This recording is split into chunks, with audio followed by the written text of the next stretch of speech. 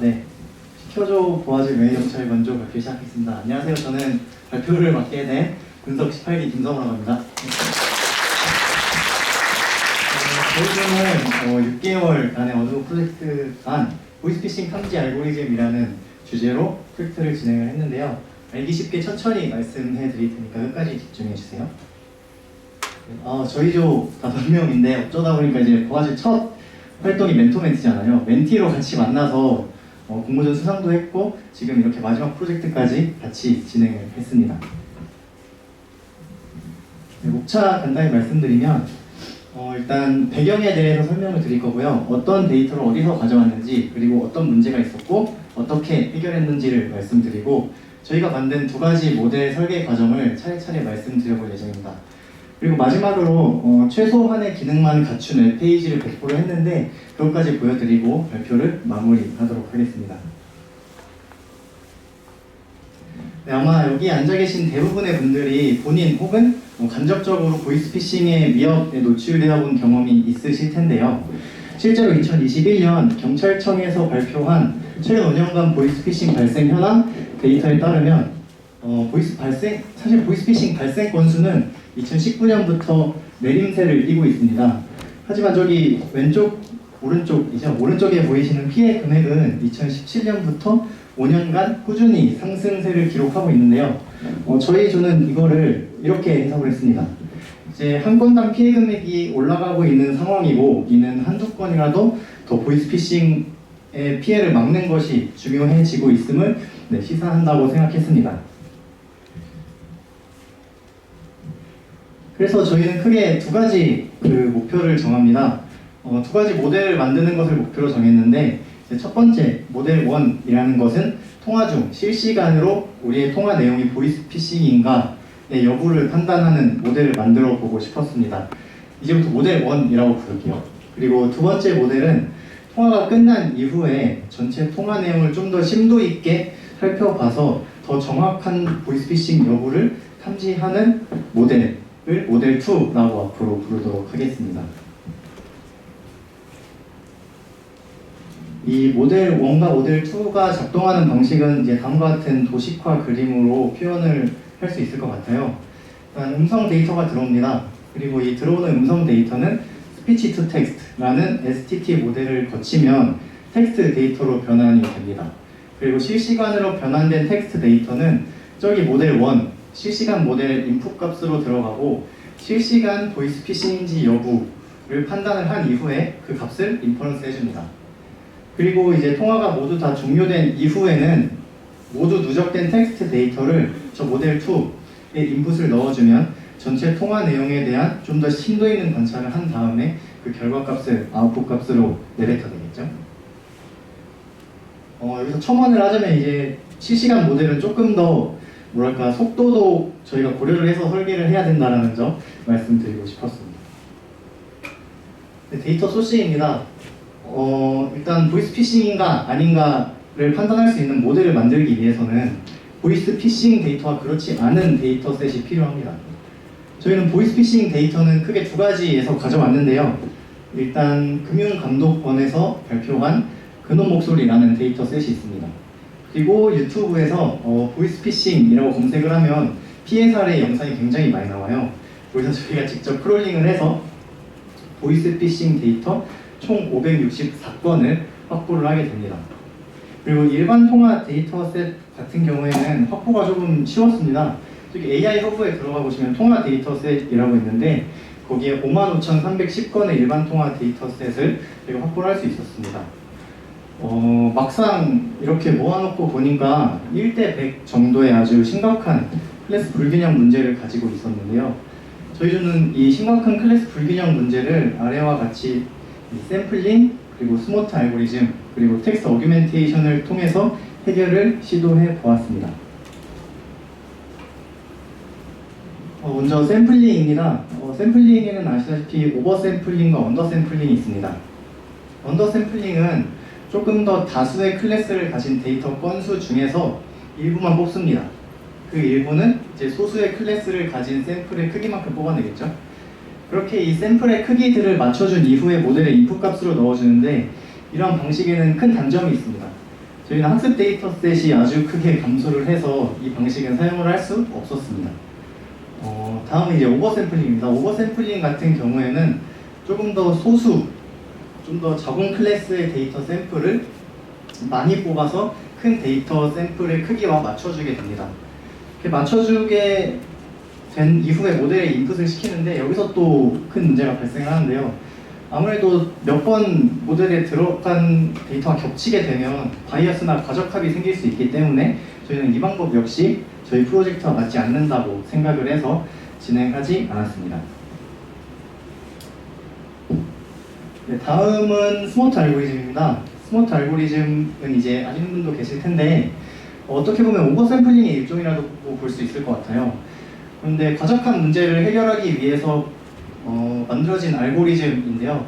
간단한 작동 방식을 한번 말씀드려보면 여기 주황색 점들이 좀 더 소수 샘플이고 파란색이 다수 클래스라고 가정을 해보겠습니다. 저기 주황색 샘플은 좀 더 소수니까 중간중간 빈 곳이 많잖아요. 저기에 이제 새로운 샘플들을 하나씩 심어줘서 이것들을 주황색 샘플이다 라고 가정을 한 이후에 클래스 개수를 맞춰서 모델에 인풋을 시켜주는 방식입니다. 자, 그런데 하지만 이렇게 되면 보시다시피 데이터 건수 하나하나가 점으로 표현이 돼야 돼요. 이 말은 즉 초평면 내에 벡터로 표현이 되어야 하기 때문에 텍스트 데이터인 저희와는 어울리지 않는다고 생각을 했습니다.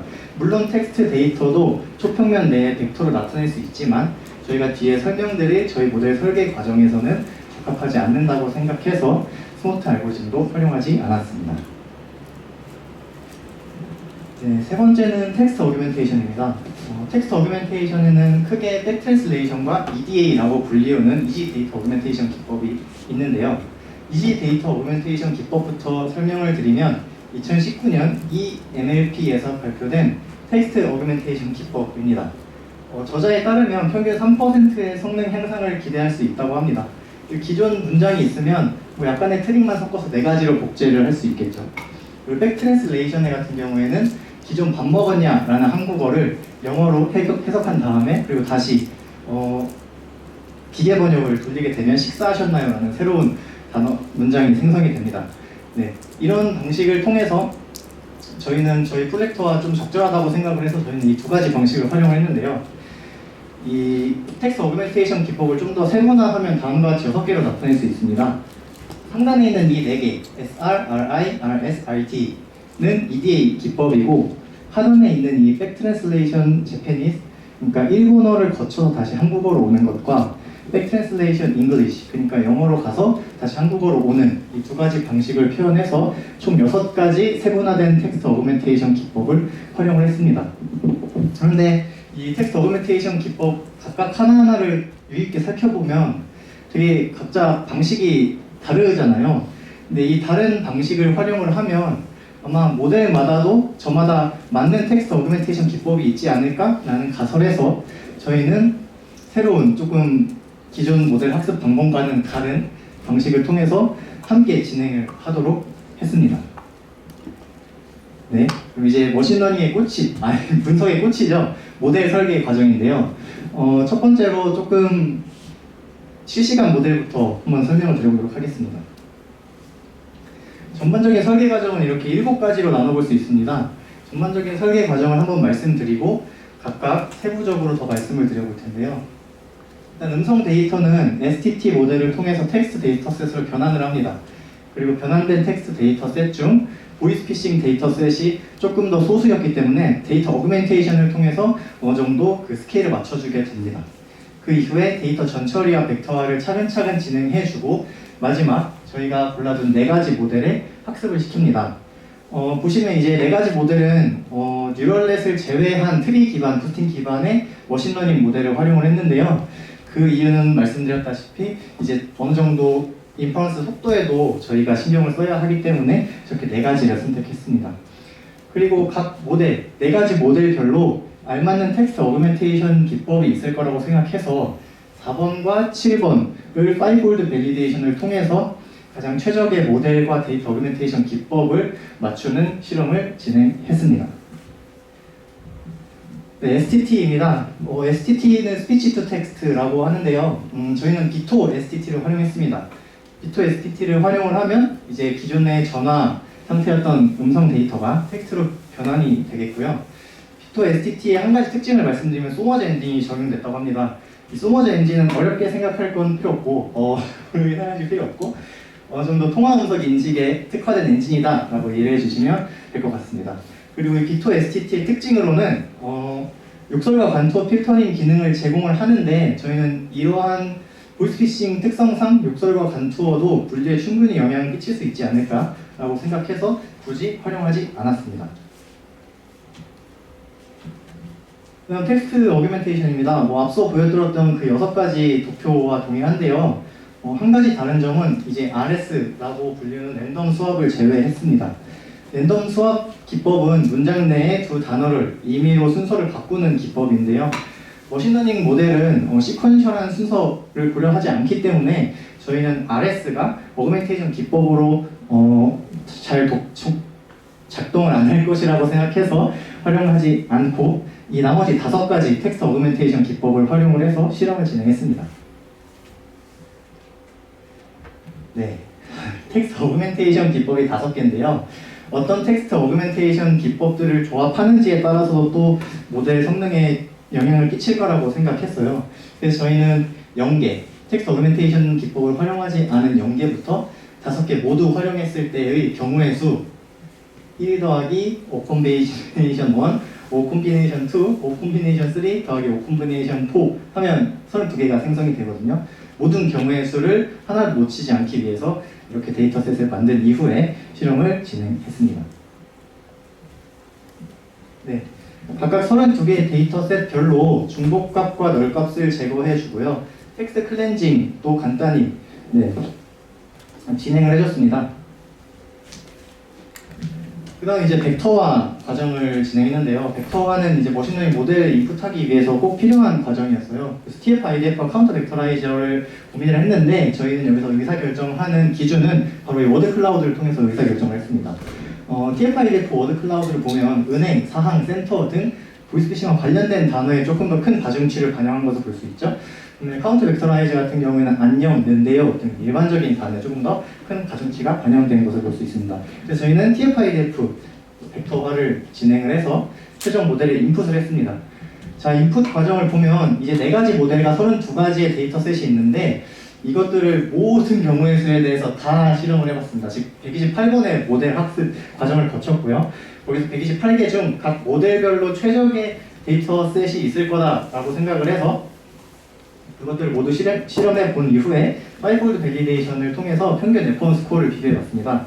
그 결과는 RF는 찍어봤는데 되게 결과가 안 좋더라고요. 그래서 이 과정부터 이제 랜덤 포레스트는 제외를 하고 데이터 부스트 같은 경우에는 SR과 RI 데이터 어그멘테이션을 활용한 데이터셋, 그리고 XGB 같은 경우에는 RD를 활용한 데이터셋, 그리고 LGBM 같은 경우에는 SR과 RD를 둘 다 활용한 데이터셋이 가장 잘 맞는 것을 확인을 했습니다.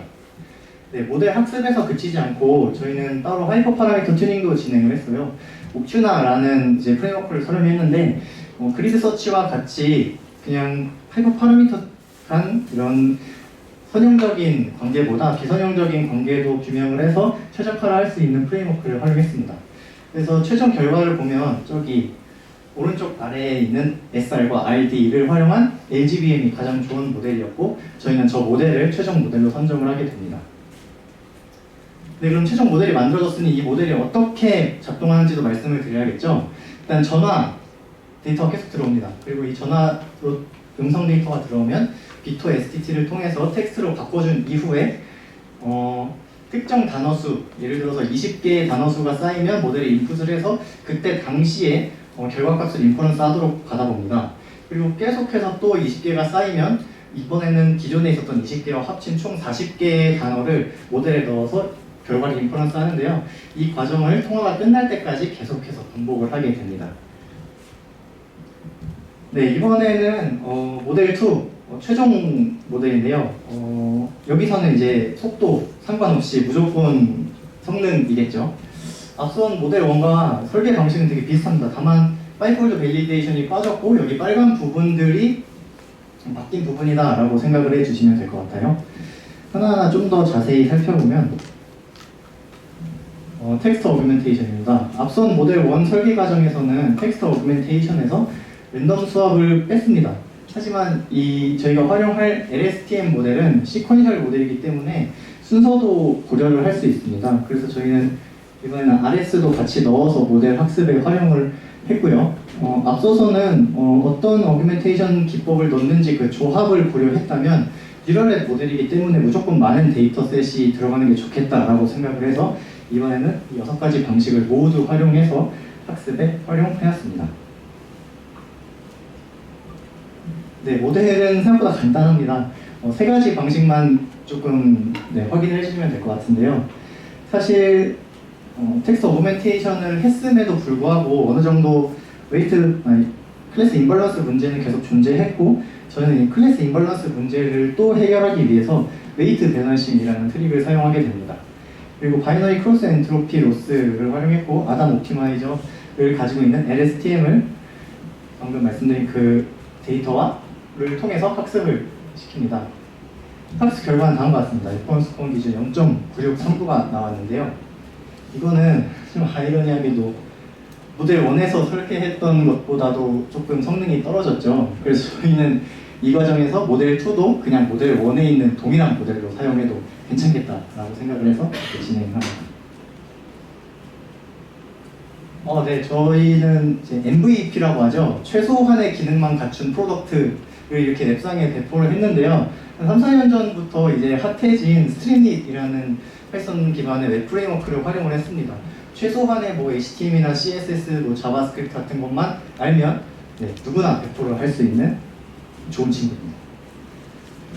여기 간단하게 만들어 봤는데요. 일단 저거는 웹상 화면입니다. 저기 왼쪽 위에 보시는 마이크 버튼을 클릭을 하면 이제 녹음이 시작되고, 통화가 끝나면 마이크 버튼을 꺼주시면 됩니다.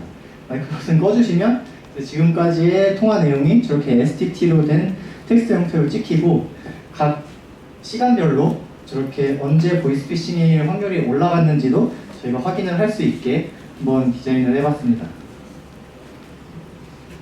네, 마지막으로 이제 한계점에 대해서 말씀드릴 텐데요. 일단 저희는 프로젝트를 계속 진행하면서 클래스 임밸런스 문제와 계속 싸웠다고 해도 무방할 정도로 심했는데, 이거를 했음에도 어느 정도 클래스 임밸런스 문제가 존재를 했습니다. 그리고 두 번째는 리소스 부족으로 인해서 더 많은 신경망 모델을 실험하지 못했던 점과, 실제 제품에서 이제 실시간 처리 파이프라인을 도입했으면 정말 베스트였겠는데 그 부분은 하지 못했어요. 그래서 저는 이렇게 3가지를 저희 조의 한계점으로 한번 뽑아보고 싶습니다. 네, 감사합니다.